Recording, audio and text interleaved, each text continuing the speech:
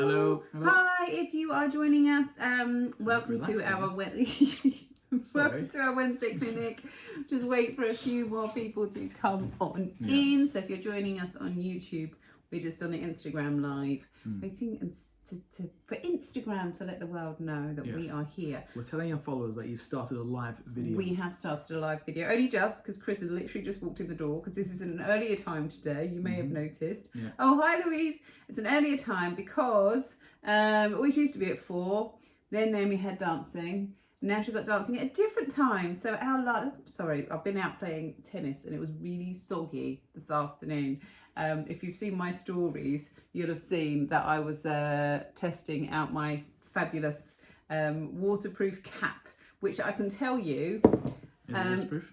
It is waterproof. My hair obviously got wet because it was sticking out the back, but it's got quite a long peak. So if you wear glasses, what you'll get is rain splodges around the corners, but you can still see. So I'm just going to give that a win for this afternoon, considering the conditions we were in. So that's what I've been doing today. I don't want to speak for you for risk of divulging too much inner information of the sanctuary that is Chris's head. You tell me I talk too much. When? You always say I talk too much. No, what it is that you say to me, I need to wrap it up, but you spent 5 minutes on one about the neighbour and the butcher and the baker. Well, I'm just, look at that. I'm not talking now and you're saying nothing. Okay. We're going to talk about the Olympics today. So our news, we've got this new feature of our Instagram Lives. I lives. talk too much in general. We have this Instagram about things that don't concern other people, like personal things about me. That's why I was leaving it to you and you Thank said you. nothing. Thank So you. no wonder I step in for you. Just witnessed and evidential. Anyway, cracking on. So what we've not got long. We have a new feature of our Instagram live chats, which is the news, and I quite enjoy the news. Karen always wants to be a news That was reader. literally my. So I think you're fulfilling your dream. I am fulfilling my dream in life to be a news reporter and to be reporting on the Olympic Games. This and is brilliant. Olympic fever. It's like You've got someone this is my moment. You've got somebody who obviously loves the limelight. Someone who likes the should we say, the training side of it, and more the intricacies, the nuance of the training, and the sports. So I think it's a perfect blend. Chalk and cheese, black and white. Yes, but what we are talking about today is, first of all, Simone Biles. Before you have heard the intro here, we were just discussing. Literally, he walked in and asked my opinion. And actually, you should have done that on the live for a bit of a shock. Yeah. So Chris walked in and said, Simone, I had my little list of things to talk about. And Chris was like, but what about Simone Biles? I was like, yes, we had to talk about that. Yeah. And do you want to know what I said? Because I feel slightly awkward and uncomfortable about this. And... Do you want me to start first? Go on, you explain what happened. I think Otherwise, if you just start off what you're saying, people will be like, oh my goodness me! Okay, right. I'm letting you talk today. Right, so if people aren't aware, Simone Biles is a gymnast for the USA team, and she's won, I think, four Olympics. She's like the gold standard. And she has won medals, and she's done the hardest moves, the hardest difficulty rating. She's like the modern day Olga Korbut. Yes, and she's always guaranteed to get pretty much a gold mainly a gold medal or a silver medal. She's been a bit off at these gymnastics. She did a 1.5 twist on a vault. We've not finished yet. All right, I'm saying I'm filling in because I'm excited. Yeah, so I'm not talking too much. She had been a bit off, where some of her earlier rounds she'd landed and stepped, or she'd missed a few turns. She does gymnastics. And then she plans to do, I think it was a 3, no, maybe two and a half. Thank you, 2.5. 2.5, and Twist. she only did a 1.5. And she backed out of the move mid-air, and she landed and she managed to recover it. And after that, she said she was a bit injured, but her pride was dented, but she didn't feel as if she was able to popped continue. Her sliders off and she went on, didn't she? She wasn't able to continue. Being someone who's involved in sport, I have done gymnastics for 10 years, albeit old guy trying to do cartwheels. No, to be fair, you do parallel bars. Not that old guy trying to do cartwheels. Yeah, I do the bars, do the rings, I do somersaults as well, and round offs, and but I can't do doubles, and I do 1.5. You don't do double twiddles? No, I don't do double twiddles. Now, knowing that and understanding some of the training that goes into that, if your brain checks out before you do a move, it's over. You can't do it. I get that. I get that. I don't do gymnastics because I see a horse, yes. right? I try and jump. And you feed it. And well, you feed it or you jump it. And I have never yet jumped on a vaulting horse without stubbing my toe. Yes. Because I think I can't do it because I think I'm 5 again. Yes. And if you have that doubt in your mind when you're about to perform three flips mid-air, the chances of you seriously injuring yourself, if not catastrophically injuring yourself, so then neck breakers or back breakers, is pretty high. High stakes, isn't she? It's pretty high. Stakes. And she got, I personally believe, for whatever happened around this, that she had, for the first time, real doubt about her ability. She even said in her comments, she said, I didn't trust myself. Do you know what it is? I think, because she made a comment earlier in the week about the fact that because of COVID, they've all got to do their own hair and makeup. And I feel like it might be part of the routine. I think that might be spot on. Someone mentioned this in the post I mentioned earlier about this, and they said COVID has been a leveler to a lot of athletes who maybe had all these things done for them. Going to say I was talking nonsense. Done for them, and now they've got to do them themselves, and they're all maybe in isolation in the same rooms. They can't go to their special gyms or special headquarters set up. Yep, nope. They've got to do it themselves. You've got to put yourself on yourself. No one can pander to you whatsoever. So it's been a leveler. For those people that maybe would have the luxury of having these things done for them. So I can understand, and also if you know the backstory behind Simone Biles, there's been quite a tough sort of 4 years of the court case that came out about abuse she suffered under previous coaches. So there's a lot happening mentally within that. So I can understand why she has got other things, and also she's getting older too. She's 24. She's getting older. She's also got a lot of sponsorship on her neck. She's been in the industry, probably doing it for probably nearly 18 years, I imagine. It's her life, yeah. And when you get to that point where maybe your thoughts are creeping in of negative thoughts and you can't do it, maybe this has happened to her. So I thought, you know what? I understand why you would need to pull out, because you can't commit to the moves you're about to commit to. Now, that was my take on it as a athlete, former athlete, I guess, and a budding adult gymnastics person. And veteran athlete, yeah. Now, Karen then added a point of view, which I think is equally valid, but from a different perspective. And yours was? Mine was, I completely understand that it was a purely about herself when it boiled down to it. But what I said to Chris was, it was a very selfish, not in a... Full Piers Morgan. Not in, I'm being like a selfish but you have to, there are times in life you have to be completely selfish to preserve yourself, and when mental health is in play, one of those. But my instinct was, because I'm a people pleaser and I don't like letting people down ever, I would like, to the detriment of my own health, I was like, but what about the team? So that was my take on it, and that's the thing that's been going around my head. Now, I've never been in an athlete's sliders, so I what a great one! Tiny you know what? That's a great one. So I don't know that side of things, but I also think an athlete's mindset. This is probably why I would never make a top level athlete, because when I play tennis, I'm just like, that was a great shot, even if they beat me. And I'm just like, what score was it? I don't know. Let's just call it juice. Because I'm having fun and I'm enjoying it, and I'm thinking about making it a nice game for the other person as well.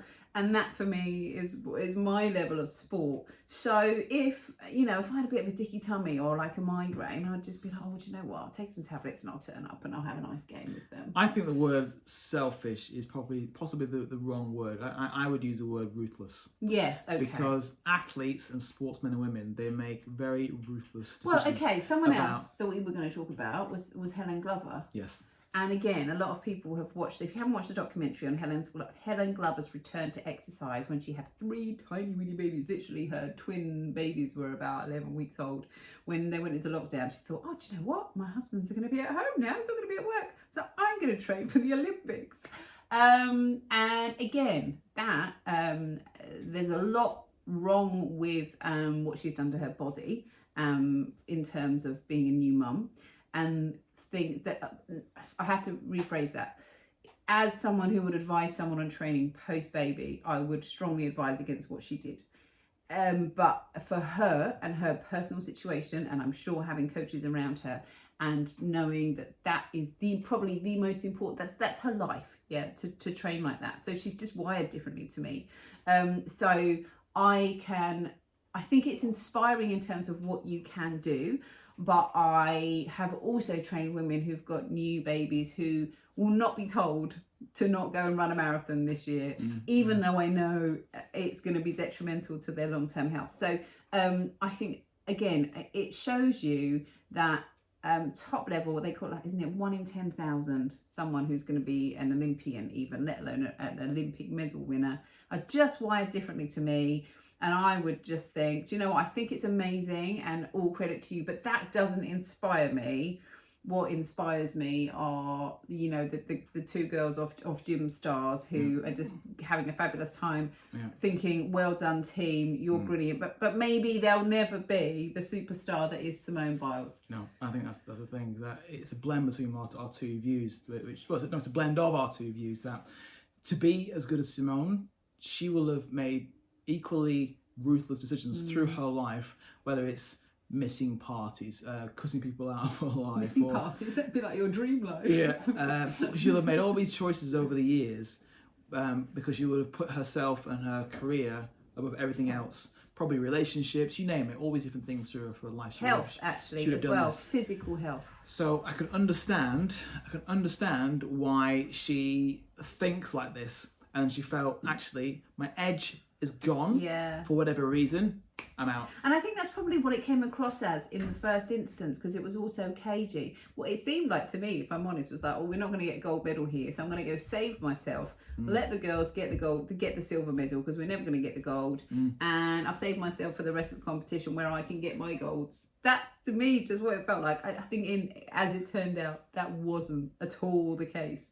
But it's been an interesting one to follow. Yes. And to just think, for some, I suppose maybe again it's the British way, is that like we've always been so grateful to get someone in a final. So how would you turn up for an Olympic final and then decide you weren't feeling it and that you weren't going to join in? And now I think it was more than that, as Chris was saying. It was more of an issue in terms of how she was going to be able to perform those moves safely. But that was the perception. Yes, for a lay person. But if you lose your mental edge, and you lose the fact that you think you're talking at someone that scream when I play tennis. If a ball comes too close to me and I'm in the volley position, I scream and run away. If you think for 1 second that you can't stick a landing, what actually happens is your brain says no at the last minute, and it's the most terrifying thing. I did it. I landed on my shoulder, and my shoulder was done for 6 weeks. Yeah.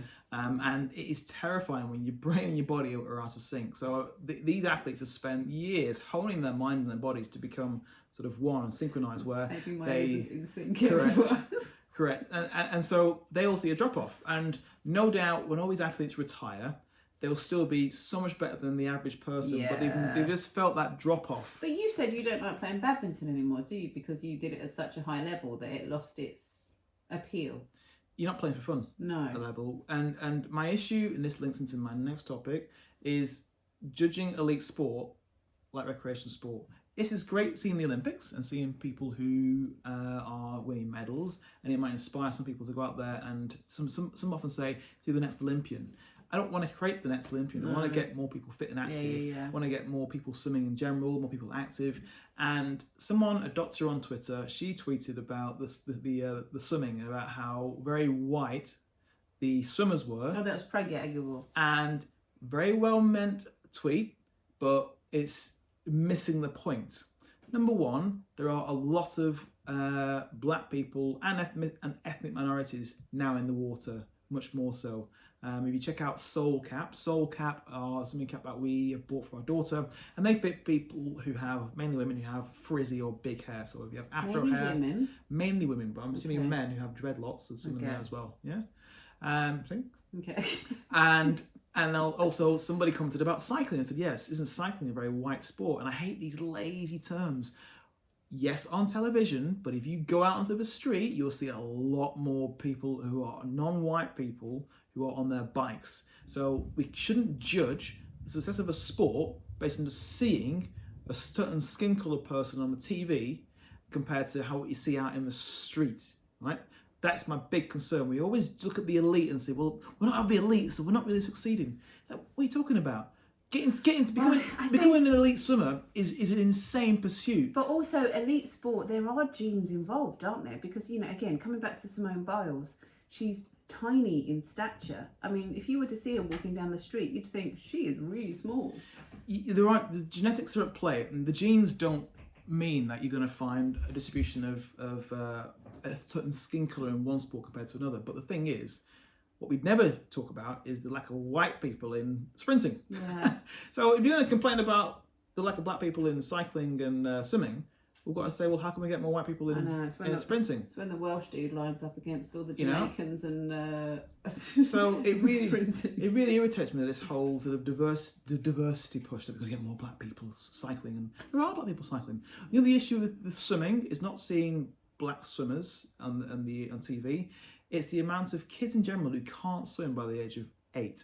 It's the amount of kids back in African countries who are dying in water, shallow water, because they can't swim. This is generational and cultural. If your parents didn't swim, you are less likely to be a swimmer yourself. So this is the problem we have, and yes, it does display itself in certain ethnic groups, but the issue is more about trying to have more access to these sports. When you add equipment to any of these sporting events, what you find is the proportion of people who have access to that decreases quite dramatically. But also with swimming, isn't there the whole issue of getting children to swimming pools at 5 a.m. in the morning? 5 a.m. starts to become that good on TV. You're looking at 5 a.m. starts for 2 hours. Now, I would, they are listening, but I would dread any of my kids. No, we've said it to each other before, haven't we? There is no way I want to create that a life for them and us, because that is complete sacrifice beyond what we're prepared to have. And actually, one of the things we were going to talk about today was early specialisation. Yes. And what's been interesting with these Olympic Games, if you look at, again, someone like Helen Glover, she didn't start training at elite level until she was in her 20s. So she was already very sporty. She was training to be a PE teacher. But she didn't specialise until later on in life, and that's been the case. I can't think of any off the top of my head. There was the BMX, the mountain biking. Richard. Sinead Reed. No. The guy that just won the gold medal. Oh, sorry. Okay, yeah. Pidcock I can't remember. Pidcock. Yeah. He just won the mountain biking. He didn't specialise till a lot later, but he was obviously already a fit guy, and one of there's a boxer, Lauren, I can't remember her surname. She was in Action Today. She won very convincingly. She was a footballer. She was kickboxer. She was very tall, and actually her if you look at her backstory, she was interviewed by Prince William actually.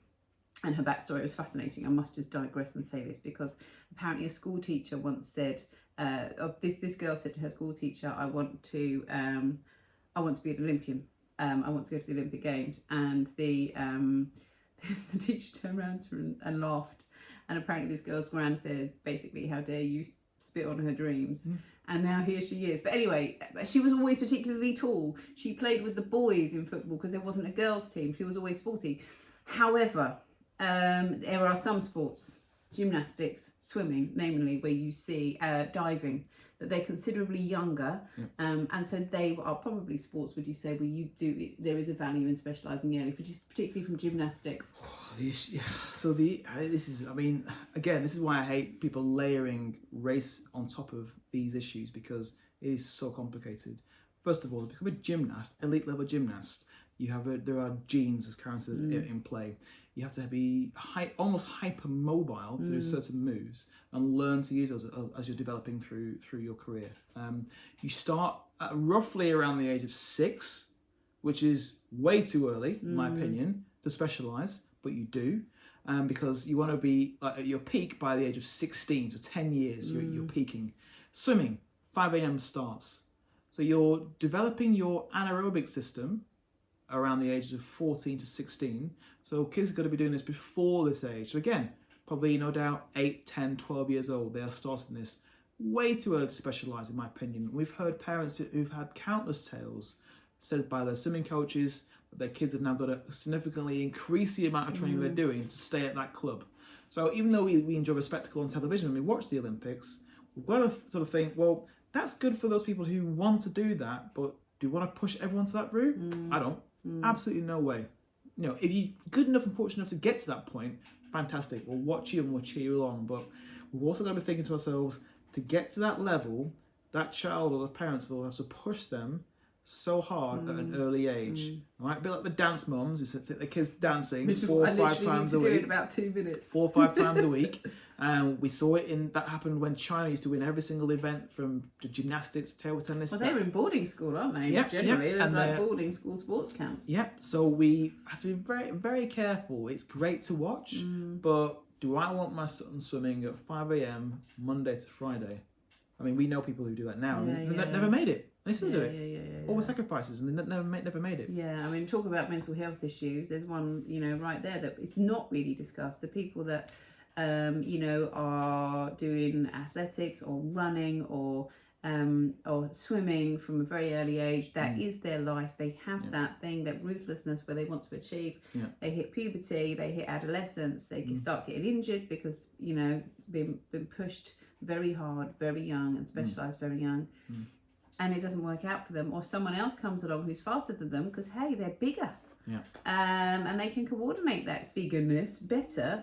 And that's it. I know of people who that's happened to, and they have never run again in their lives. So I think it's really, there was a girl on the Bake Off, wasn't there? I can't remember her name. Do you remember? She was very petite.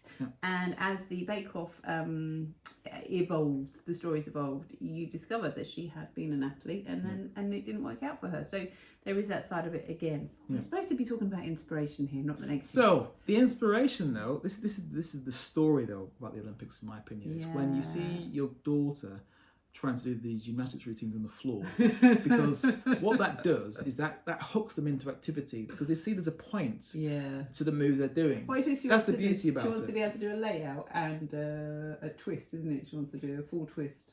She wants to do several things. She has a list of things. Even the kids watching maybe tennis or watching dressage. I mean, athletics starts this weekend, I think. Yes. I've got a little. Just even watching some of those events, that's where I get really passionate about. It encourages kids to give things a try and see how they get on. But please, getting them or saying they're going to be the next Olympic champion, as someone who coaches kids, I don't know, I just feel very uncomfortable. I need to disappear, but there was one thing I wanted to say, and that is, there is someone in particular I wanted to mention and support, and that's a girl called Laura Gallagher.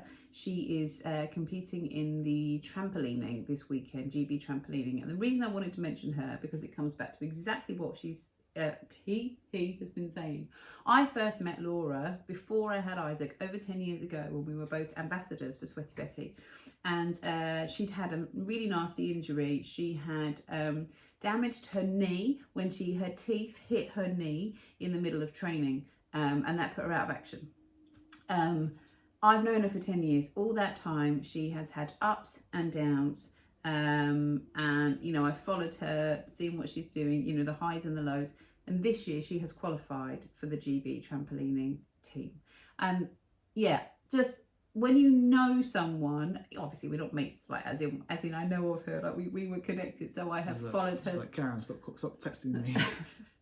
But I just think and what's lovely actually with social media is you can follow people on Instagram. I've been following Jasmine Sawyers as well, the long jumper, and she was sort of little stories about her arrival at the airport. We showed it to the children, all the COVID tests, all that they have to do.